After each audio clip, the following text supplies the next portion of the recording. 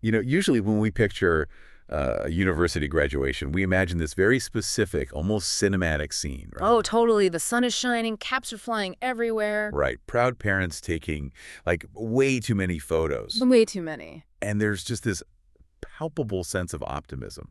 I mean, it's the ultimate finish line before the real world begins. Yeah, it's supposed to be this huge celebration of certainty. Like, you put in the time, you get the degree, and boom, you step into the market. Exactly. But I want you to picture a totally different scene playing out right now on campuses. It's commencement season. You have this massive sea of young, incredibly bright, tech-savvy college students. Okay. And the speaker at the podium is former Google CEO Eric Schmidt. Right, a tech giant. A giant. Yeah. And the moment he references artificial intelligence, the crowd doesn't cheer. They don't even, like, nod along politely. They actually start booing him. Wow. Yeah.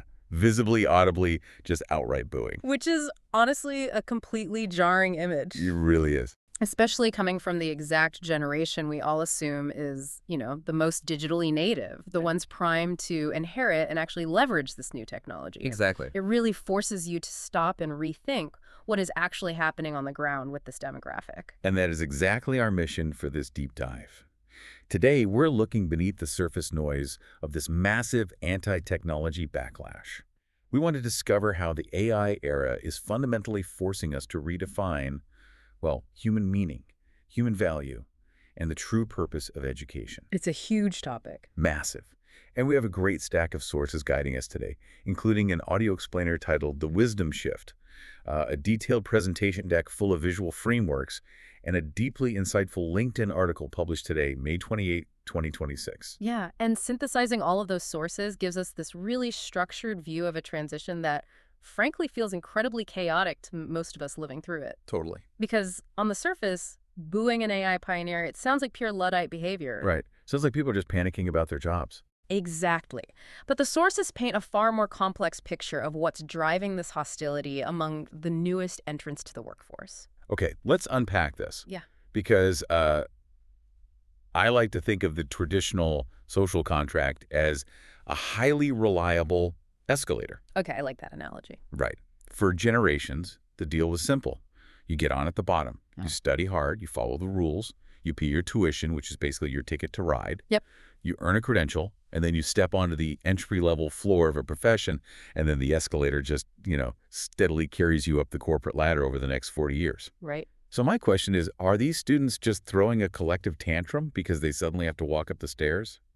Or is that escalator genuinely broken? Oh, the escalator is structurally shattered. Shattered. Completely. Questioning a system that no longer maps to reality is an entirely rational response. It's not a tantrum. Interesting. Think about what that implicit agreement actually relied on. It relied on predictable pathways and, crucially, the existence of an entry level. But AI is fundamentally reshaping what entry-level work even looks like. The sources highlight a phrase from a panel discussion that captures this perfectly. They say the backlash is, quote, not anti-technology, it's anti-extraction. Anti-extraction. Wow. That makes it sound like these students feel they're being, like, mined for resources rather than being developed. That's exactly how they feel. They feel they're entering a system designed to extract their future value. Through, like, exorbitant tuition and student debt. Exactly. Without giving them a real chance to build a foundation. I mean, imagine spending 4 years and $100,000 mastering the skills for an entry-level job. Ouch. Yeah. Only to graduate and find out a language model now does that exact job in 3 seconds for fractions of a penny. That's devastating. So the bottom rungs of the ladder haven't just gotten steeper. No, they vaporize. They've just collapsed into this chaotic burst of different directions. So trusting institutions that prepared them for a world that literally no longer exists, their frustration is completely justified. It feels like the ultimate bait and switch. You studied for a test that society suddenly decided it isn't grading anymore. Precisely. Which forces us to look at what society actually is grading now. Because if the old ladder is gone, something has to replace it. The sources call this the great value shift. Yeah, and this shift explains how the value equation of human capital is essentially turning upside down. Okay, how so? Well, for the last century, society heavily rewarded what we can call the industrial premium. Meaning things that made you a highly efficient, reliable worker in a standardized system. Yes, rote memorization, Yeah. standardization, strict compliance, just the simple accumulation of credentials. Right, this stuff we were all graded on. Exactly. For decades, higher education optimized for those exact traits. You were rewarded for holding vast amounts of information in your head and then, deploying it on command. Like a walking encyclopedia. Right. But those skills are dropping in value at terminal velocity because AI can do them flawlessly, tirelessly, and instantly. Yeah, you can't compete with that. You really can't. Once intelligence becomes conversational and ubiquitous, society just stops paying a premium for human memory. So if memorization and compliance are suddenly these cheap commodities, what actually goes up in value? Like, what is the AI era premium? The new premiums are the uniquely human traits that cannot be automated or simulated. Okay. So things like curiosity, adaptability, entrepreneurship, emotional intelligence, and above all, discernment. Discernment. But how do you even measure discernment? I mean, this brings up a massive debate happening right now, which the sources highlight specifically the Stanford debate. Oh, right, the cheating debate. Yes. You have students at elite institutions actively using AI tools for coding, for their homework, for their essays. The immediate institutional reflex is just to call this cheating. Of course. But I have a slightly provocative question for you based on the source. Lay it on me. If an institution is strictly testing for information recall, and a student uses AI to generate that information, are they actually cheating? Or is the institution just testing for capabilities that, frankly, don't matter anymore? That is the perfect question. And if we look at historical technological leaps, the answer becomes pretty stark. Like what? Well, think about when calculators were introduced. They irrevocably changed mathematics education. Right. You didn't have to do long division by hand anymore. Exactly. We didn't ban calculators forever. We changed how we taught math to focus on problem solving rather than just arithmetic. Makes sense. Same thing when search engines arrived. They completely changed how we handle research. AI is just the next leap, but the magnitude is exponentially larger because it's changing knowledge work itself. Yeah, the sources mentioned we're moving from this sort of desaturated grayscale history of simple tool adoption into a vibrant, highly complex future. A calculator just crunches numbers. AI synthesizes ideas. Yes. And because of that massive leap, our institutions cannot get away with testing for basic information recall anymore. I mean, if the answers are already at your fingertips, testing your ability to memorize them is useless. Right. Education has to urgently pivot from being an information delivery system, teaching you what to think, into what the sources call capability development ecosystems. I have to say, that sounds a bit like corporate speak. Capability development ecosystem. It does, a little bit. What does that actually look like for, say, a 19-year-old sitting in a classroom on Tuesday morning? If they aren't filling out a Scantron on historical dates, how are they actually being assessed? They're being assessed on real-world execution and judgment. Okay, give me an example. Let's ground this in a scenario. So instead of a professor asking a student to write a 5-page essay summarizing the causes of the French Revolution, which an AI can do in about 3 seconds, Right, easily. the professor gives the student an AI and an incredibly messy, contradictory set of historical documents. Oh, I like that. Right. And the assignment is use the AI to find the anomalies in these documents, formulate a new hypothesis about the economic drivers of the revolution, and defend your methodology against critique. So you're actually grading their ability to interrogate the tool, interpret uncertain information, and make a decision. Yes, you are testing their discernment. Can they apply powerful tools responsibly? Can they collaborate with AI effectively to produce a real-world outcome? And crucially, can they explain and defend the decisions they made along the way? Exactly, because capability without human execution is incomplete. This really shifts the anxiety away from the classroom and directly onto the listener's career. It really does. Because we've talked about entry-level jobs changing and students being terrified. But are traditional professions just going extinct? Like, should a listener sitting in traffic right now give up on being a doctor, a lawyer, or an accountant just because an AI can pass the bar exam or the medical boards? No. Emphatically no. And that is a very common, very dangerous misconception. Good to hear. Society is not abandoning fixed professions. The professions aren't disappearing. They're evolving into what the sources call the amplified professional. The amplified professional. Okay, that feels a lot more empowering than just assuming we're all becoming obsolete prompt engineers. Right. So how does an amplified professional actually operate? Think of it as a combination of 3 non-negotiable elements. First, you still need deep professional training and rigorous expertise. So you still have to go to med school. Absolutely. Domain mastery doesn't vanish. Second, you add AI capability and orchestration. So using these advanced tools to massively enhance your efficiency and your problem-solving range. Okay, and the third? The third is the element that holds it all together: human accountability, trust, and ethical judgment. Let's apply that to, say, a junior lawyer. In the past, their job was to spend hundreds of hours in a windowless room doing document discovery. Yep, highlighting papers. Now, the AI does the discovery in 20 seconds. Exactly. The AI automates the routine task and compresses the time it takes to find a brilliant insight. But the AI does not take the blame if something goes wrong. Right, it doesn't get disbarred. Exactly. It does not look the client in the eye and say, this is the strategic risk we should take. AI does not remove the need for someone to detect hallucinations, to make the final tough judgment calls, and to carry the ultimate regulatory and ethical responsibility. So the machine can draft the contract, but it can't sign it. And it can't anchor that contract in established professional trust. I mean, think about healthcare.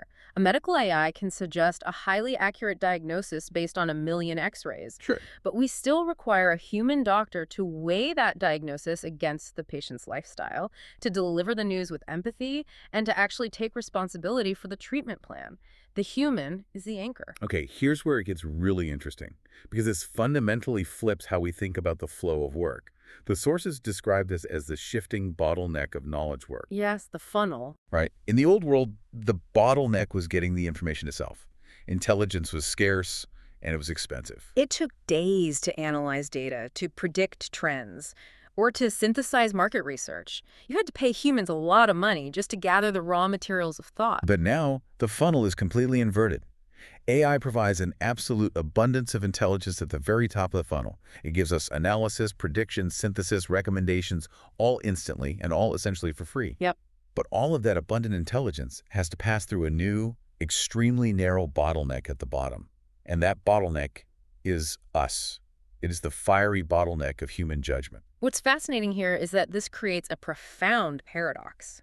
The sources call it the wisdom paradox. The wisdom paradox. Yeah. As artificial intelligence grows infinitely more powerful and takes over the basic synthesis of information, what actually happens to human value? We become the only ones left to decide what to do with all this power. Yeah. We're the ones who have to ask, what matters?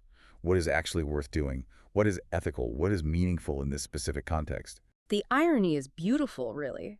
As the machine becomes this omniscient supercomputer, your uniquely human traits, your moral judgment, your courage, your lived experience, your emotional maturity, and your personal character, they become exponentially more valuable. Because they can't be coded. Exactly. Because when raw intelligence is cheap and abundant, human wisdom is the only thing left that is scarce. I want to take a second here because we're unpacking some incredibly powerful frameworks. You know, the broken escalator, the great value shift, the amplified professional, this wisdom paradox. They're great concepts. Yeah, and I really want to highlight where this specific perspective originates because it does such a brilliant job of reframing our collective anxiety into actionable clarity. It is a phenomenal way to structure this transition. It really is. So all of these transformative concepts are detailed in the One Idea newsletter. And just for the listener, that's spelled with the number 1, but pronounced One Idea. Right. It's produced by Trevor Nell, who listeners might actually know as the author of Confessions of a Serial Entrepreneur. Oh, yeah. He's also the co-founder of Wisdoms and the Difference Makers in Every City Project. And the stated goal of his work aligns perfectly with the shift we're talking about today. It's designed to provide idea stimulation and inspiration specifically for participating difference makers. Exactly. And this framework we're dissecting, which comes from issue 101 of the One Idea newsletter, it captures exactly how to move past that initial surface-level fear of technology. Yeah. I mean, we started this deep dive talking about students booing an AI pioneer. Right. But this framework shows us how to move from that reactionary fear to uncovering the massive shifting value of human wisdom. Actually, Trevor shared an analogy in an online discussion, which is noted in our sources, that really crystallizes this entire concept of human value in the AI era. Oh, the one about Peter Diamandis? Yes. So he was discussing an article by Peter Diamandis, and Trevor was asked a very common question. What happens when everyone has access to the exact same AI, the exact same supercomputer? Like, how do you even stand out? His answer was brilliant. He said, the same as what would happen if you gave them each access to $1 million. I predict that no two end results will be the same. That is the $1 million analogy. And it completely shatters the fear that AI makes humans obsolete or just uniform. Because equal access never produces equal outcomes. Never. If you give two people the exact same AI tools, they will create radically different futures. Because AI democratizes the intelligence, but the human determines the architecture of what actually gets built. The outcomes are still entirely shaped by a person's character, their discipline, their curiosity, and their purpose. Yeah. The tools are democratized, yes, but the human conviction behind those tools is not. I mean, a lazy person with a supercomputer will just generate faster mediocrity. Faster mediocrity, I love that. Right. But a curious, disciplined person with that same supercomputer will build something that completely changes an industry. So what does this all mean for you as you navigate this shift? We started this journey looking at angry, fearful students booing an outdated system. They were terrified of an escalator that was literally collapsing beneath their feet. And as we discussed, their fear was a totally rational response to structural uncertainty. Absolutely. The map they were given no longer matched the territory they were stepping into. But by looking beneath that surface noise, we arrive at an incredibly empowering realization. The future does not belong to those who can memorize the most facts or accumulate the most credentials. It belongs to the amplified professional. The message from the sources is clear. The tools are now available to everyone. But your authenticity, your discipline, and your practical wisdom are what will guarantee that your end result is radically different from the rest. The bottleneck is no longer how smart you are. The bottleneck is your judgment. The ultimate differentiator is you. I want to leave you with a final thought to mull over as you go about your day. We spend so much of our time right now trying to learn how to write the perfect AI prompt, trying to optimize the machine so it gives us exactly what we want. We obsess over it. We do. But if AI is simply a massive multiplier of whatever you feed into it, what exactly is it multiplying inside of you? Maybe the real work of the future isn't just upgrading the software.